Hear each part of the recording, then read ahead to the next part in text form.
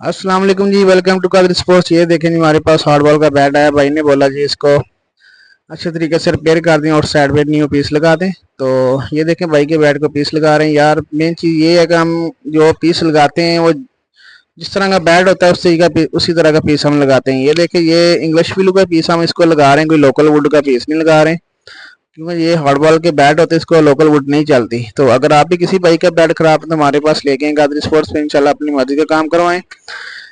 तो रिपेयरिंग का काम तसल्ली बख्श किया जाता है। वीडियो अच्छी लगी है तो वीडियो को लाइक शेयर फॉलो लाजमी करें। ये देखें जी, पीस लगा दिया, बैट ओके हो गया है।